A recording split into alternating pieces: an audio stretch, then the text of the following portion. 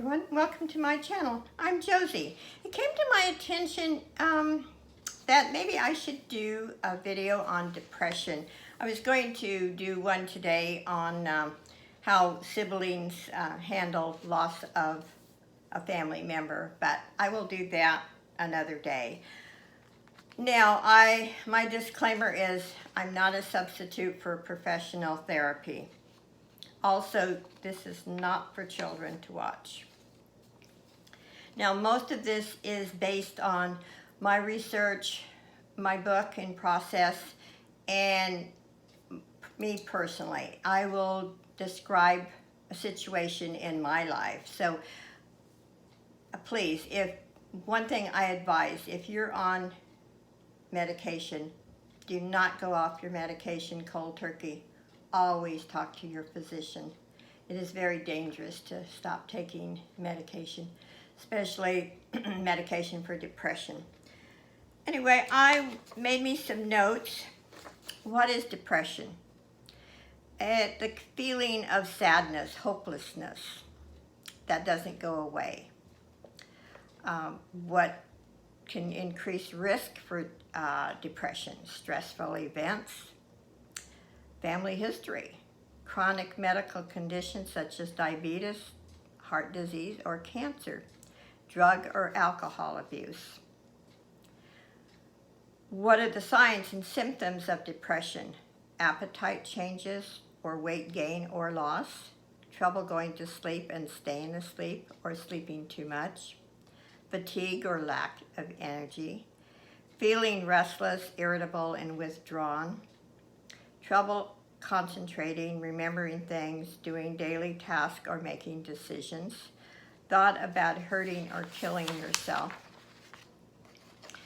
Now, one of the things I think is really important, if you start feeling down and depressed, physical activity is really important.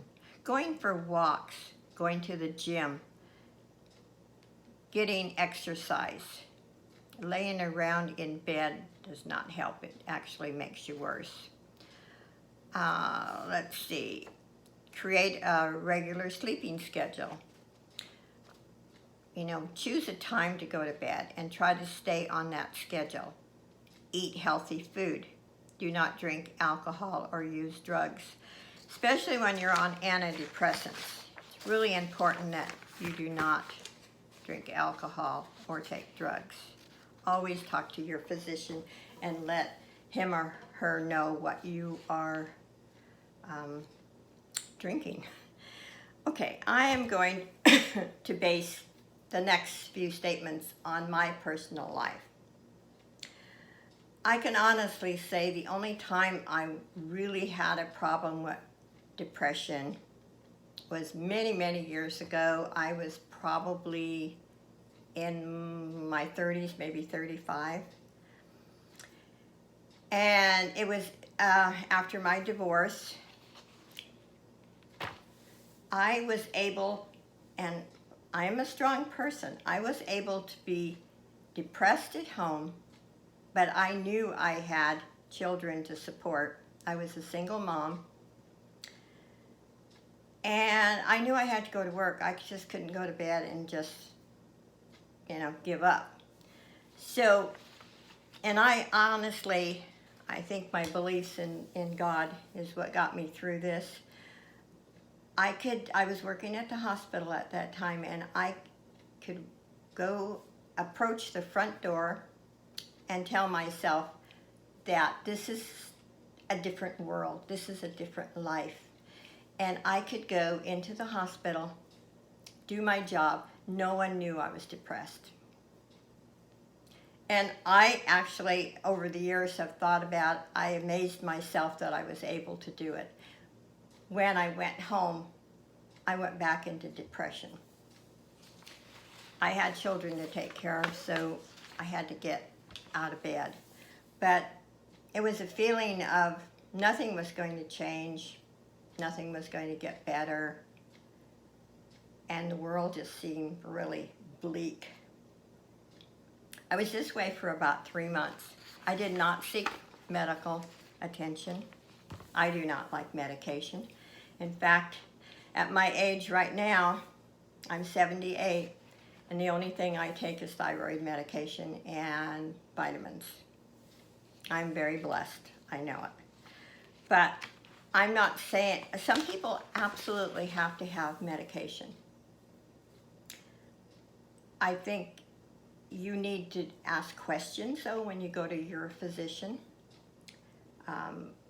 Just because they say one thing doesn't mean that you have to accept it, that you need to ask. Be aware it's your body. But I do, many, many years ago, I had a friend who was severely depressed. His wife had left him for another man, and he went into complete depression.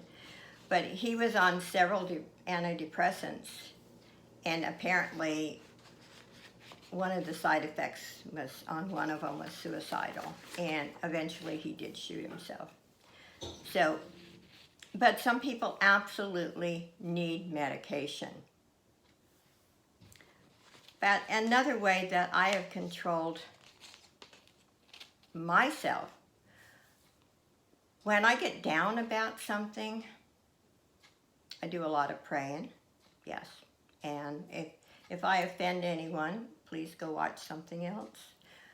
I do a lot of praying. I also look around and think, I have a roof over my head. I have food. I have warm clothes. I have a loving family.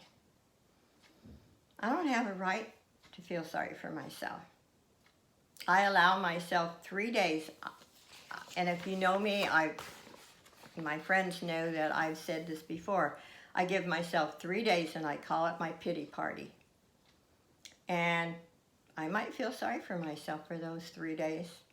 And after that, I say, hey, it's time to get on with your life. Excuse me. So I think that's me. But if you cannot get over how you feel after exercising, eating healthy, talking to a family member that you trust, then go see a therapist. Go see your primary doctor and get some advice, because depression is horrible. When you look around, and a person who's depressed doesn't even realize that people out there love them. But I can remember thinking a time in my life, well, nobody loved me, nobody cared. And this is just a false feeling that depression causes. So seek help. There are a lot of good doctors out there. There are a lot of good therapists out there. Do your research. Talk to different people. Say they went to a therapist that really helped them. Do research. Depression is horrible. I think sometimes mental disorders are worse than physical, because we know how to, on most cases, know how to handle physical. There's usually, if it's surgery, medication, physical therapy, or the fact that there is nothing we can do, but at least we know.